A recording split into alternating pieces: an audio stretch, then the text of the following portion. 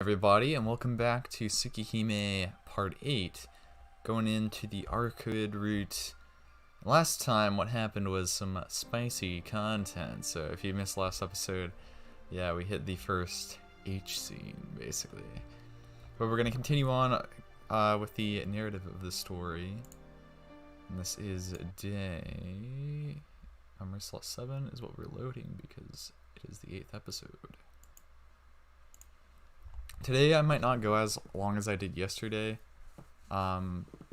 just because I kind of want to take it easy a bit more tonight, but we're going to finish up this day or this chapter and maybe get into the next chapter a bit, or complete the rest of this one and complete the next chapter. Once again, remember to follow me on my anime channel. Link is down in the description if you're watching on my main channel. I post all sorts of anime related content over there alongside the Tsukihime playthrough in its more permanent form. But anyway, let's continue on with Tsukihime Arcueid Route. I get back to the mansion. As it is very late, the mansion is completely dark. This can't be good. Put my hand on the mansion gate. Ka-chang. Sturdy chain holds it to closed. Dang, I shouldn't cut this. I think a bit. Then I decide to climb over the gate. I'm exhausted. After sneaking over the wall like a thief, I quietly make my way to the doorway. The gate was locked, but the door isn't. It must have been Hisui. I give a sigh of thanks. So as not to wake Akiha, Kohuaku-san, or Hisui, I sneak my way through the mansion. Phew, letting out a breath, I lay down in my bed. My promise to Arcueid. Maybe it's fate, but you've gotten yourself tangled up in trouble again, Tonoshiki. Could I help it? I just can't leave her alone. Or maybe I didn't want to leave her alone. Well, I do think she is pretty. I don't understand my feelings right now. Right now I'm not too sure what is right and what is wrong. At any rate, it looks like I'll be helping Arcueid once again starting tomorrow. So for now, I shouldn't think of anything else but getting a good night's sleep. Haha, that's what I want to do right now, but for the sake of my sleep schedule, I had to stay up. Oh, that was the end of the chapter. Eyes of Depth Reception 2. So I guess we'll go through this chapter then. Back then, the whole mansion was like a giant playground. The garden, a deep forest. The house, a tall castle. We played in our own little world, which would take days to explore. Every day was fun. No one thought about ever growing up, and we believed that days and nights would always be the same. It was just a childhood spent playing like puppies. We got along wonderfully, and we were the best of playmates. Whenever I turned back, Akiha would be there, waving her hands and hiding shyly. Yes, always the same. At that time, the mansion was a giant playground. Wait.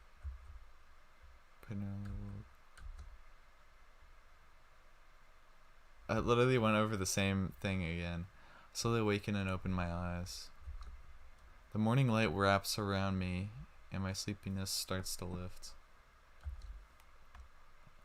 As the last vestiges clear, I sense that I had a very nostalgic dream. As soon as I open my eyes, I start to see terrible things jump into my vision. My head stabs with pain. Ugh. I scramble for my glasses by my pillow and put them on. I take in some air. After taking a few deep breaths, I manage to calm down. Why did I so early? I see those lines so clearly this early in the morning. It's difficult to see the lines of death in buildings. It's usually hard to see them, and seeing them so clearly like I just did now is rare. What's more, I even saw those points. I think my headache is getting worse too. Since I said these eyes would attract things that weren't good, I think Arcueid and these vampires are certainly not good. So maybe it's all affecting my eyes and making them stronger. Can't be. I'm probably just tired. Please excuse me. Hisui enters and greets me with a bow. Ah, morning, Hisui. Yes, good morning, Shiki-sama. Hisui brings my uniform as usual, but I can tell she's just a bit angry. The reason doesn't need to be said. She must be angry over yesterday because I didn't get back until very late. Worked my way into my room and slept. Hisui, last night, Shiki-sama, there's no need to give me any excuses. Answering quickly, she starts walking towards the door. And please excuse me. Nissan has prepared your breakfast, so please hurry up to the sitting room. Yeah, I plan on doing so. And Shiki-sama, Akiya-sama would like to talk to you about your late return last night. So please hurry to the sitting room. He shuts the door emotionlessly. Well, come to think of it, this is a perfectly natural result. Akiya is the only one in the sitting room. Koko-san is in the kitchen humming away. Akiya doesn't say anything when she sees me and sips her tea quietly. Hey, good morning, Akiya. I try to greet her as natural as I can. His eyebrow twitches as she places her teacup down and slowly looks at me. Good morning, Nissan. It was quite late when you came home last night, wasn't it? No, not really. It was at most a little past 1 o'clock. Quite normal for a healthy young man in high school to be up, right? I see. My bedtime is also past midnight, so I was up at that time. But I would come home much earlier than that. Well, there's some pressing circumstances and I couldn't get back. But I did return, so... Yeah, it was very late at night and you went back to your room. Without saying anything or even making a noise. Goodness, you acted like you were out doing something you felt guilty over. I stare as pure eyes. This is the second time I'm sure even though Akira looks calm, she's quite angry. Nissan, I don't know what went on at the Arima house, but here the curfew is 8 o'clock. It's a rule that must not be broken. The gate will be locked after that, so please don't climb in like that, like a robber. Oh, you knew? The surveillance camera showed me quite clearly. It is a good thing Kawaki realized it was you and turned off the alarm system, because otherwise you would have probably be detained right now. Oh, should thank Kawaki-san then. And Akiya, I'm sorry, I shouldn't have kept quiet about it.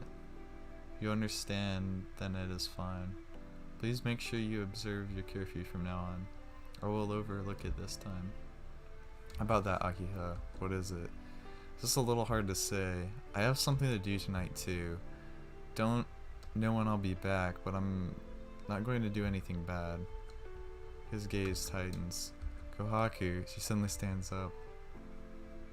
Koko-san comes from the kitchen. Yes, what is it, Akiha-sama? I will be going to school. Get the preparations ready. Huh? But I have not yet made Suki-san's breakfast. You can leave this person alone. It seems he can do everything by himself. Kida strides towards the lobby.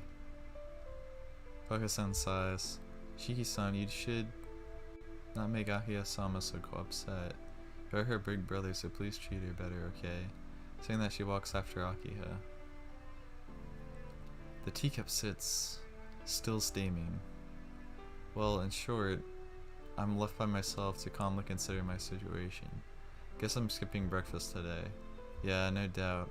I should stop by a convenience store on the way and buy some bread.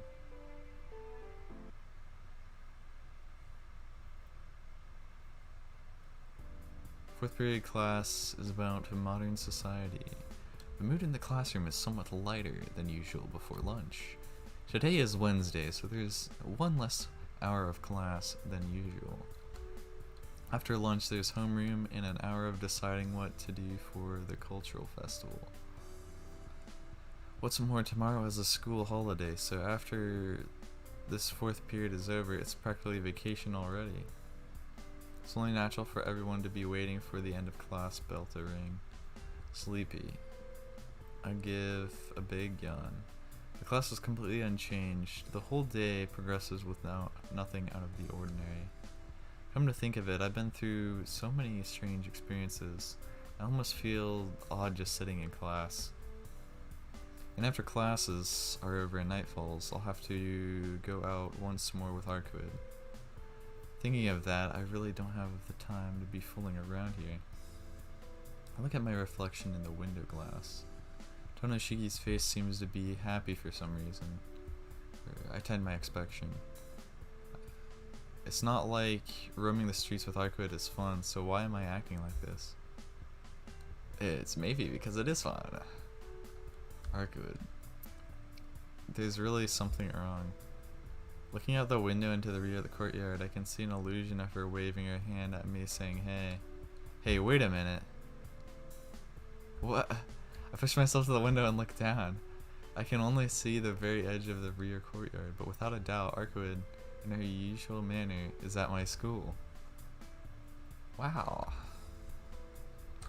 I look around the classroom. Fortunately, there is no one who noticed the strange foreigner waving to me. What is she thinking? I wonder myself as I clutch my head. Complaining does me no good. It's about 20 minutes till lunch. What are you going to do, Shiki, if you leave her alone? Who knows what she'll do? Look at her now. She doesn't do anything until classes are over. I don't kill her, I'll ignore her. I'm gonna go to the courtyard. That's right. Preventable disasters should be stopped before they happen, before they can start any interesting trouble. To take her off the school grounds. Sensei, I feel my anemia coming, so I need to leave. I raise my hand and after getting permission from the teacher, fly out of the classroom. Ah, you're here. That was pretty fast sprint. You're looking pretty lively this morning, Shiki. My jaw hangs wide open. As I sprint into the courtyard, Arcueid greets me in her usual radiance. It's smaller than I expected. I thought a school would be much bigger than this. I grab Arcueid's arm. You come with me. Dragging Arcueid behind me, I dash to the place where people won't see us. Hey, what are you doing? Taking me here all of a sudden. This place is no fun at all. It seems to be disappointed in this place, but it's not like school is a really interesting place to begin with. What are you doing? That's my line, Arcueid. I let go of her arm and press my index finger towards her face. Huh? What do you mean? I'm asking why you're walking around during daytime and why you came to my school. You haven't even healed yet, so why can't you just settle down and rest? Since you said you would help me, I thought I would look for clues during the day. I didn't want to make you do any extra work. Don't worry about that. Since I said I'd help, any extra work we'll do together, so just forget about it. Geez, you're weakest during the middle of the day, yet you still leave? You just enjoy making me worry? Oh, I'm sorry. Oh, as long as you understand, it's okay, Arcueid. I'm sorry for making you worry. No, actually, thanks. I think my heart beats loudly. Arcueid apologizing like this is a bit out of the ordinary, or I think terribly cute. Kawaii, yes. But you are at fault too, Shiki. I was watching for the longest time from the courtyard, but you never noticed me. I didn't know how to get inside, so I was thinking about dashing up to where you were. Dash up? You mean to my classroom on the 3rd floor? Yes. Footing wouldn't be difficult on the veranda, and it's really easy to jump up there. I take it all back. As usual, she completely lacks any common sense. Good, that wouldn't have been pretty if you did that. I breathe a sigh of relief. I don't think many people noticed her. In the first place, there's only a few desks that can look out onto the courtyard. And so why the heck did you come to my school? You said you were looking for clues. Just felt something from around here. Then I picked up your scent and realized it was your school.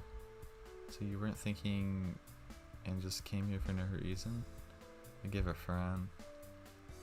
Is she a dog or something? Well, excuse me, I came here for a reason. There's hardly any traces of the dead here, so I wanted to see it for myself. Really? But if there's no traces of the dead here, then shouldn't this place be unimportant? There's no one at school at night, so if the dead wanted some prey, they would go downtown, not to at school. Well, that makes sense. There's nothing strange here. I can't really sense the dead, but since my eyes see death, I can tell without taking off my glasses. I see. If you say so, Shiki, then there's nothing strange about this place, perhaps. Not perhaps, definitely. Her looks like she doesn't believe me. And then, the chime rings announcing the end of 4th period. Oh no, is it lunch already? Even though most people don't stay by this grove, since it's lunchtime, there'll be lots of people walking by. Anyway, if we stay here any longer, people will see us. Keep my promise for sure, just go home and rest. You may see the enemy tonight. Oh, you sound like you want me out of here, Shiki. She starts to look angry again. It's just your imaginations. Hurry on back, otherwise things might get a little hairy. Go. I push her from behind. The horizon indicates she wants to say something, she just leaves silently. After watching Arcueid leave, I return to the courtyard. Huh. What is it? Someone is looking this way. Senpai? No mistake, it's Ciel senpai. But why is she making that expression? She has a fearsome expression that almost makes me doubt it's actually her. Senpai. I call out to her as I run. Senpai simply stands there watching me. What are you doing here? The same for you, Tono-kun. What were you doing here? Lunch has just begun, so for you to be back here you must have skipped 4th period class. Of course not, I just flew out of the classroom, that's all. My senpai answers me without enthusiasm. It's her normal smile, but it seems like she's glaring at me. More than that, did you eat lunch yet? If not, would you like to eat with me? I try and play it all off casually. I'm sorry, I already have someone else. Please ask me some other time. For an instant, she looks incredibly down as she says that. Senpai, what's wrong? You don't look too well. No, that isn't it. It's just that it's true that fun things end rather quickly, Tono-kun. There's a brilliant smile in contrast to before. With that, she walks inside by herself. As expected, the debate over what to do for the cultural festival is a stormy one. Since everyone's opinions are different, the decision gets postponed until next week. By the time it's over, it's late in the afternoon. Everyone gets up tiredly from their chairs and leaves the classroom. Well then, there's nothing to do in the classroom. I should get ready for tonight and go back to the mansion. Don't swing by anywhere else and head straight back to the mansion. The sun hasn't quite set, so Akiha probably isn't back yet. That Akiha, I wonder if she'll get mad like this morning. Well, that can't be helped either. I can't tell her the truth, so I'll probably just continue to be hated as a terrible older brother. But he did tell her the truth. That's what I chose. Welcome back, Shiki-sama. Hisui bows I enter the mansion. Yeah, I'm back. Thanks for greeting me, Hisui. It's been a week since I've come back, but I'm not used to this yet. Akiha isn't back yet. No. She told me to tell you she would be back, especially late tonight, so please eat dinner on your own, Shiki-sama. Knew she'd be angry from this morning. So I slump my shoulders as I start to walk to my room, and then... Shiki-sama. Sui looks around the lobby before she speaks again. Forgive me for asking an awkward question, but will you be leaving tonight again, Shiki-sama? She fixated her emotionless eyes on me. think she simply wants to know time will be back because she's so dedicated of a servant, but letting her know means Akio would know. I should...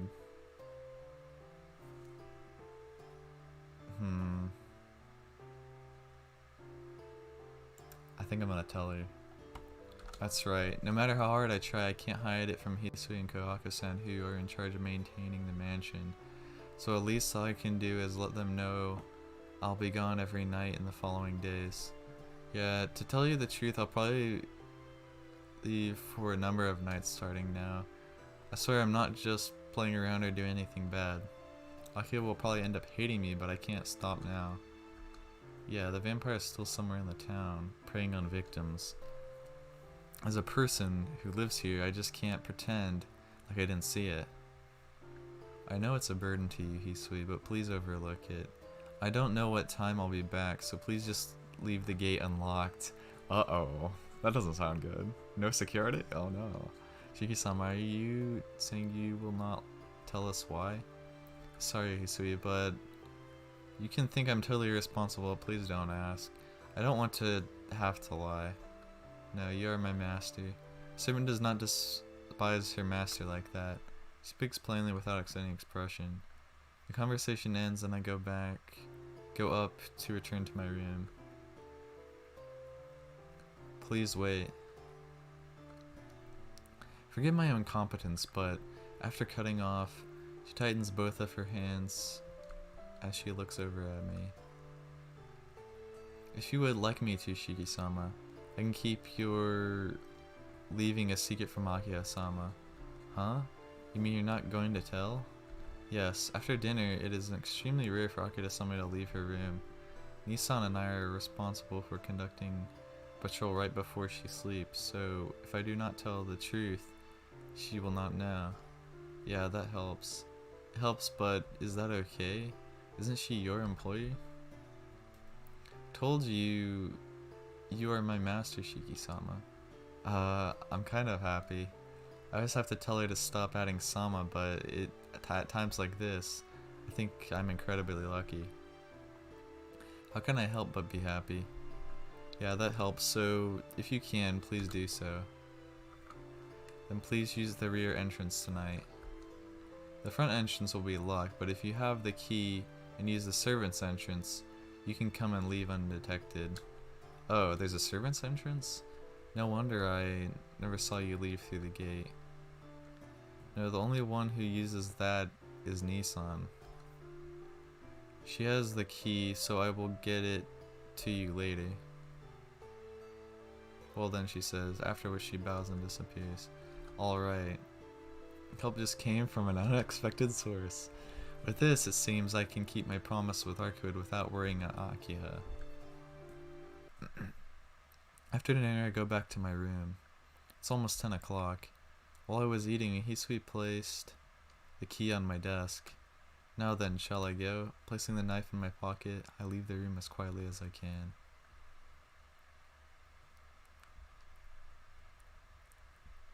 It's probably because of all the recent murders, but it's only 10 o'clock and there's no one in the park.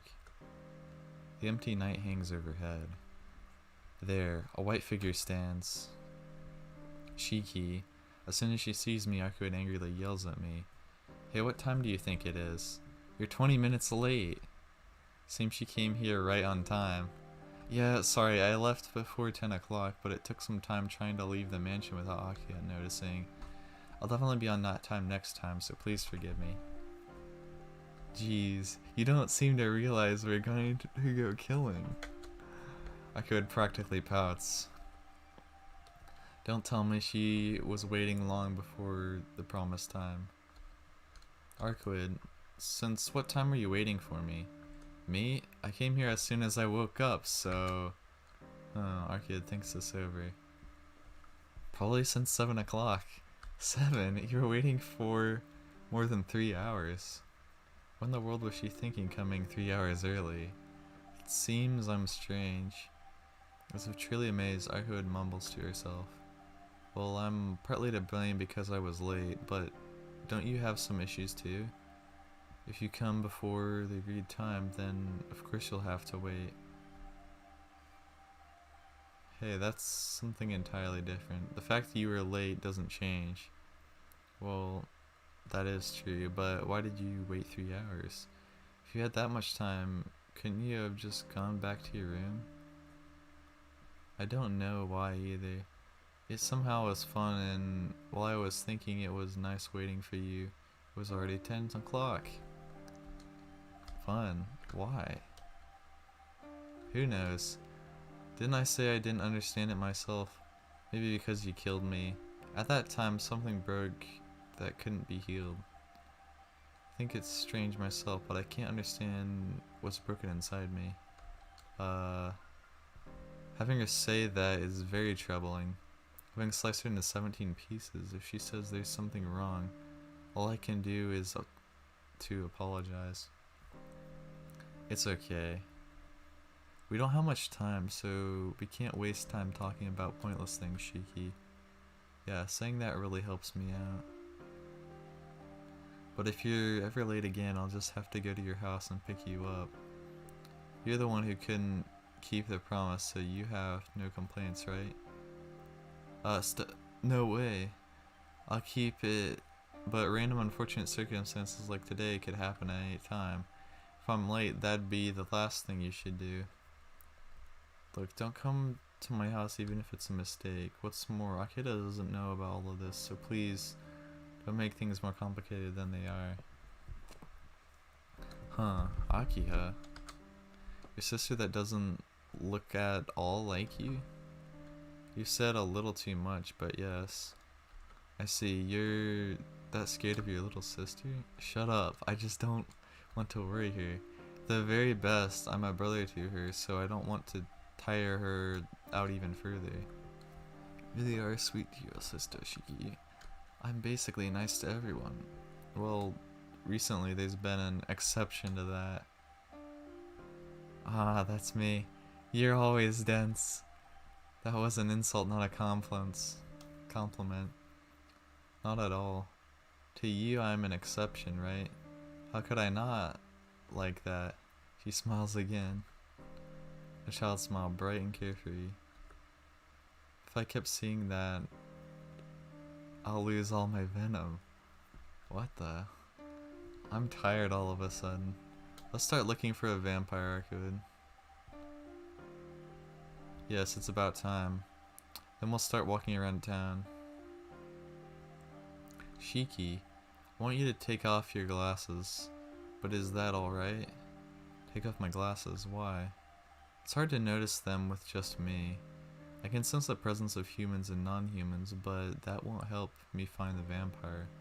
All I can sense is the presence, but with your eyes you can quickly tell between living and the dead things.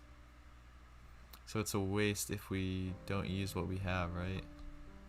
Certainly I can understand what she's saying. Taking my glasses means, I know. Even I could feel your eyes getting stronger these past few days.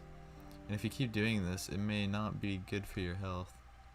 I'm still saying despite that, but the choice lies up to you, so I'm not going to force you. If you think it's alright to do so, take your glasses off and follow me.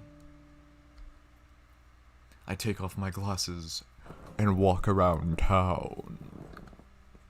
I haven't done that since I received these glasses 8 years ago. In the first place, the things I see without my glasses give me such a headache. It'd be easy to imagine what would happen if I walked around town. But still, just like Arcueid keeps going even though her wound hasn't healed, Tonoshiki should do the same and pay back his debt. Arcueid, I'm fine. Isn't it just a headache?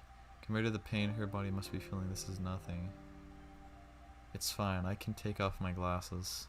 Some small price to pay to make our search easier. I see. Then let's go, Shiki.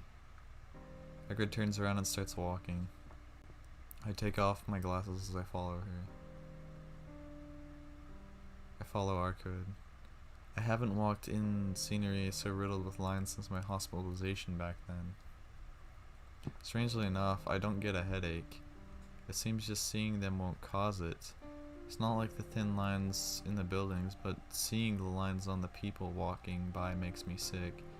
Before I thought they were just lines that were easy to cut along, but now I know that they are the death of things. That's why I feel disgust first.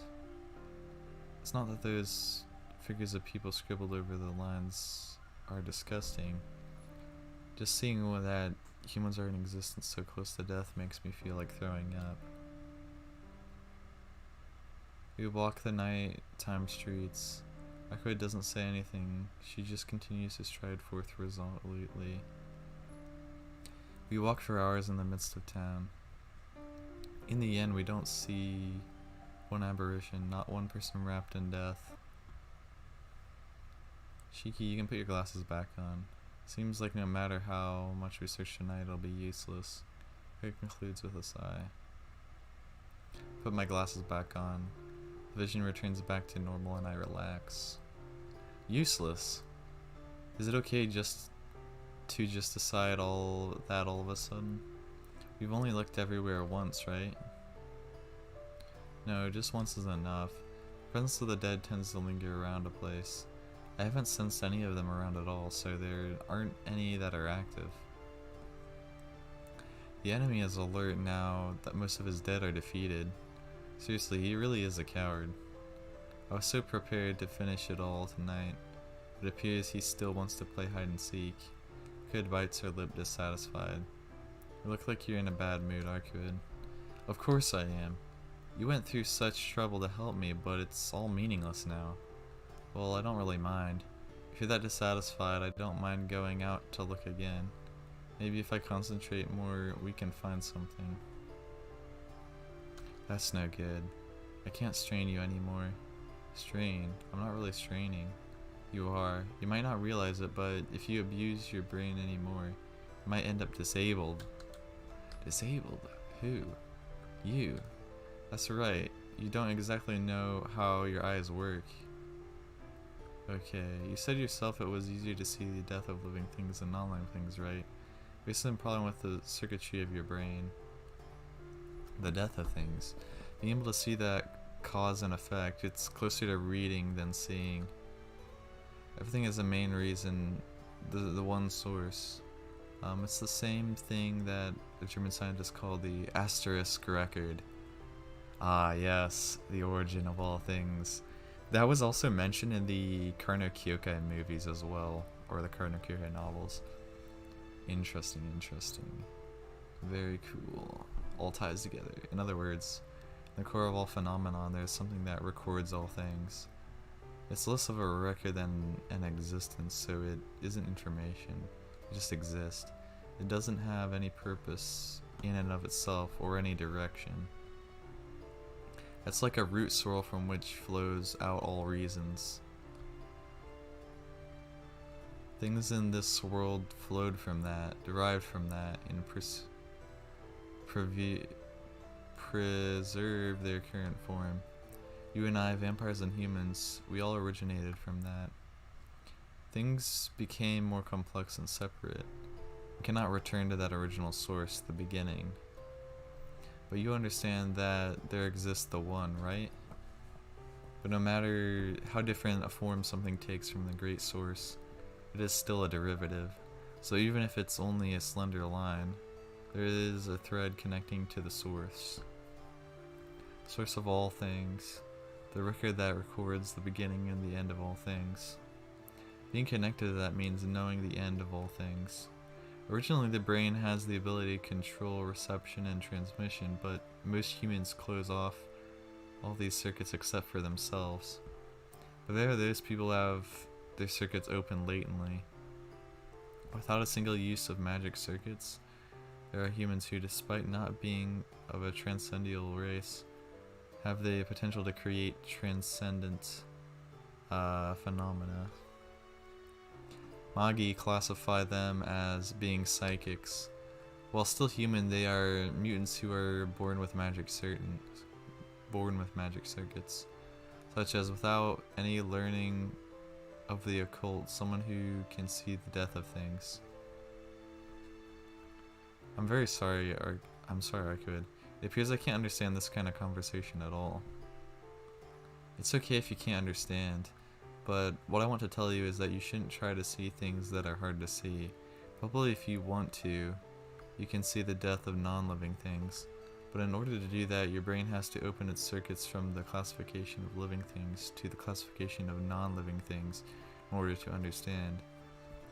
That is normally an impossible process. As a result, it overloads your brain. You'll end up being useless. That's kind of interesting because if you take into fact how like Shikiryogi from Karno Kyokai uses her eyes of death perception, she uses that to like find the death of non-living things pretty much primarily.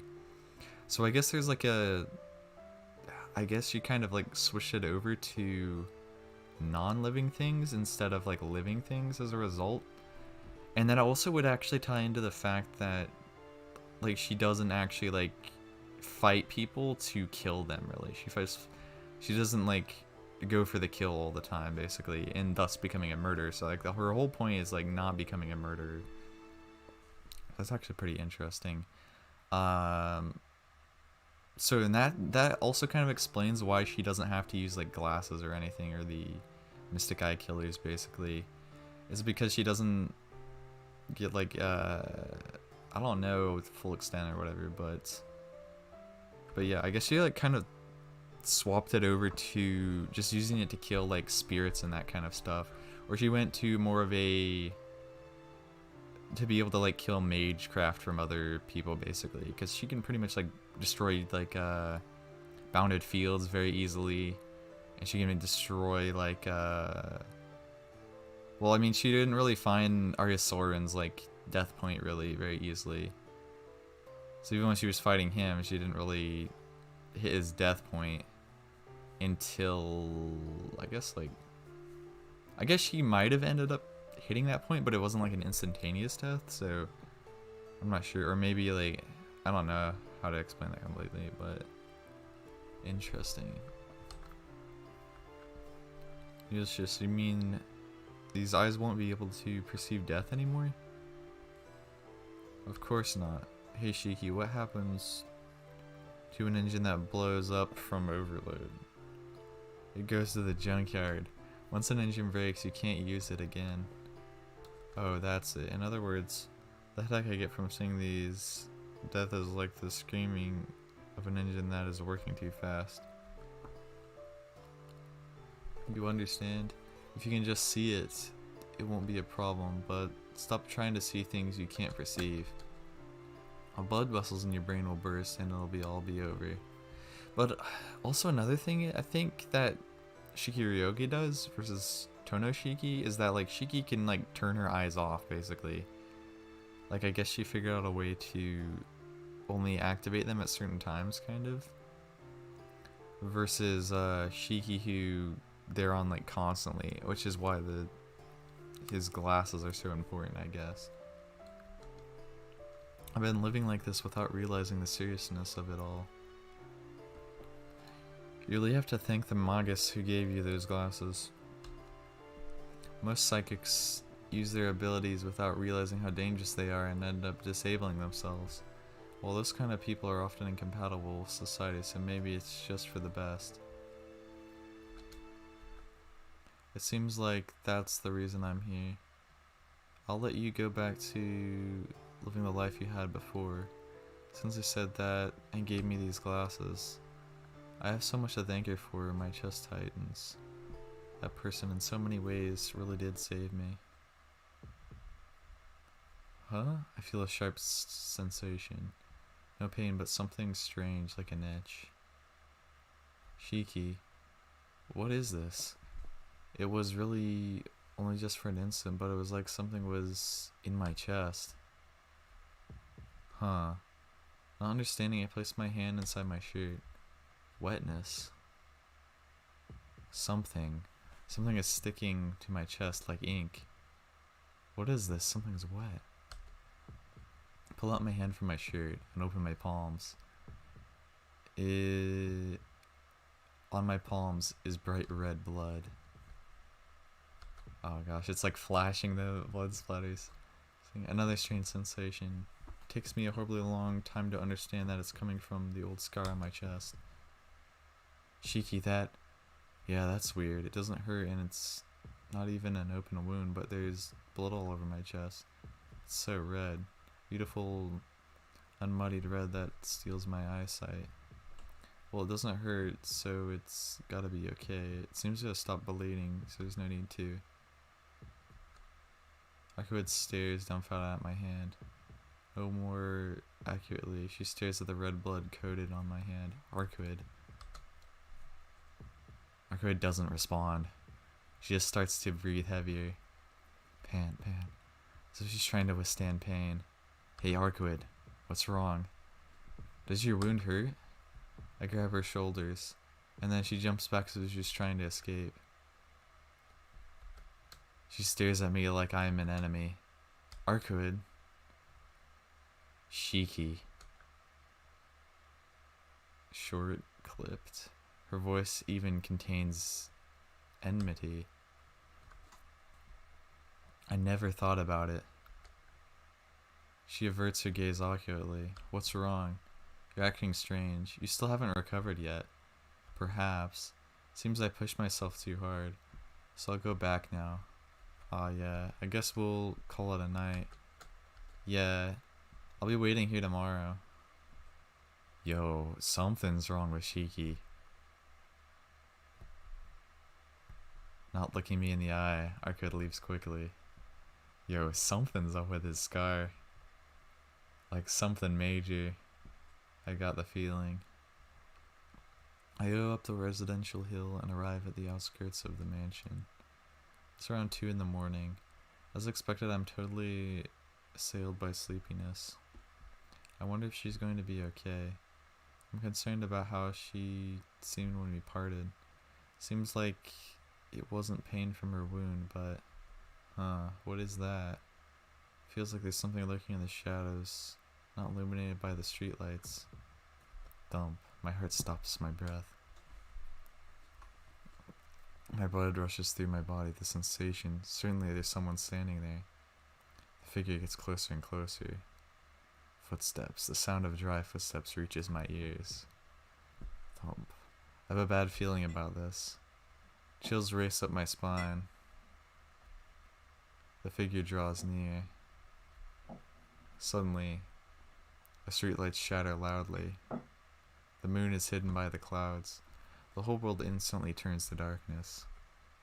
Thump. My heart skips, as if warning me of death. I jump back for no apparent reason. A blade runs through the darkness. Not being able to get away fully, my glasses are grazed by it. They fall to the ground with a clatter. Who, the instant I start to say, are you? The clouds part for a brief moment and the dark figure is illuminated. Oh, shoot. Another villain time. A man wrapped entirely in bandages is gripping a knife. The bandaged man goes to attack me. I quickly ready my knife and stop it. 2 slivers of light shoot towards each other.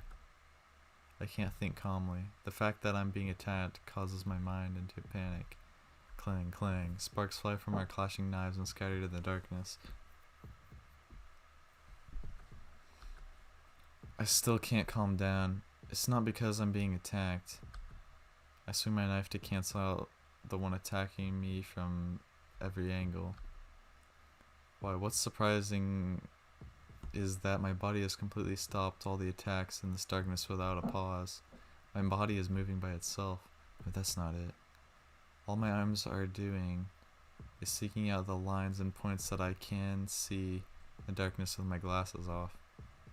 That's all I can see, so I swing my knife through the dark air after those lines. As a result, the bandaged man's knife is simply stopping mine. In other words, it's not that I'm defending myself, but he's defending himself from me. I can win. I don't know who he is, but there's no doubt I'm overwhelming him. My blood rages forth from my advantage. I'll win. I'm stronger than him. Because I'm stronger. Because he's trying to kill me. Aren't I just returning the favor? Clang, clang. The sound of ringing metal goes in the air, and I force him back towards the mansion wall. My eyes fixate on the line in his chest and I thrust my knife forward. Momentarily, for some reason I see a boy painted in blood and Akiha's crying face. I pull my knife back before completion. What am I? I'm trying to kill someone, why? My head hurts. My legs wobble and I stagger backwards. As I do so, the empty contents of my stomach. Oh, I empty the contents of my stomach. My chest starts to itch. My head hurts. The old wound on my chest burns. My eyes feel like they're going to burst out of their sockets. Ha ha ha ha. I can't stop throwing up.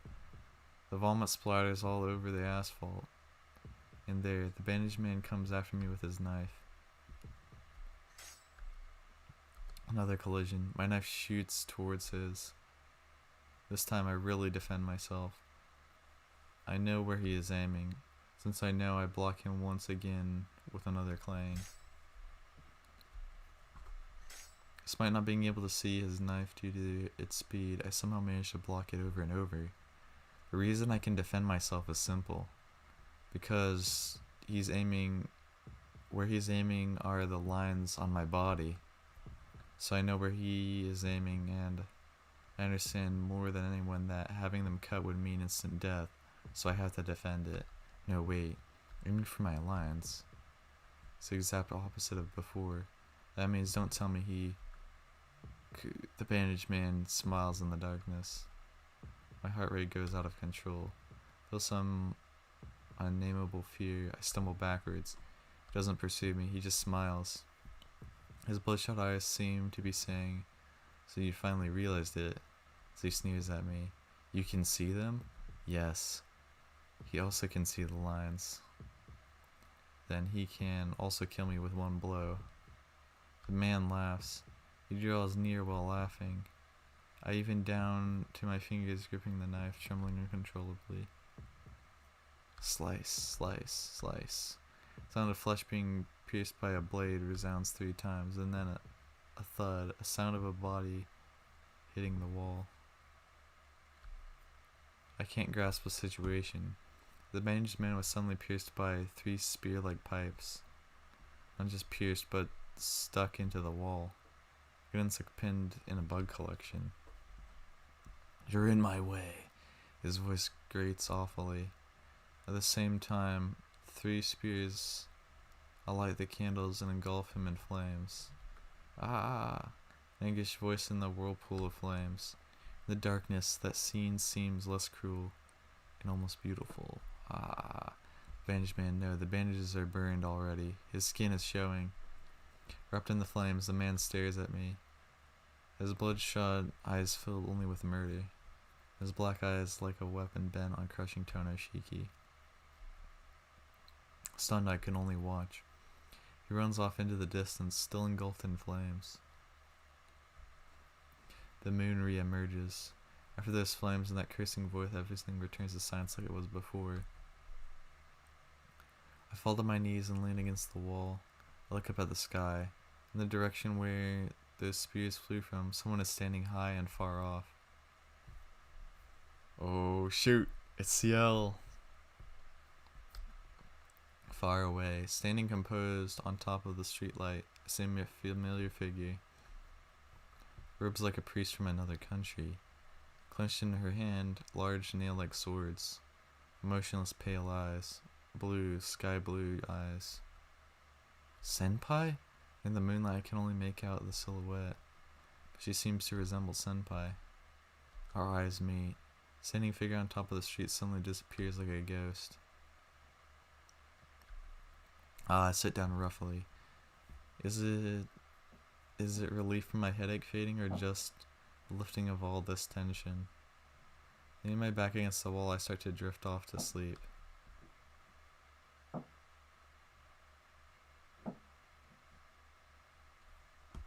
Day 8. Death. Okay, I think we're gonna leave it here. I think I am going to save it here, and we're gonna end the stream for today. Thank you guys for watching. And yes, gonna pick that up next time. Next time we'll pick it up. Really enjoying where it's kind of heading so far. It's definitely going in a pretty fun direction after defeating Minsky. But that dude didn't seem to be the main enemy. He seemed a little bit too weak, but I think that was the vampire maybe. But I'm still not sure. We'll just have to wait and see, you know. But yeah, that's gonna do it for part 8. Thanks for watching. Okyoku out.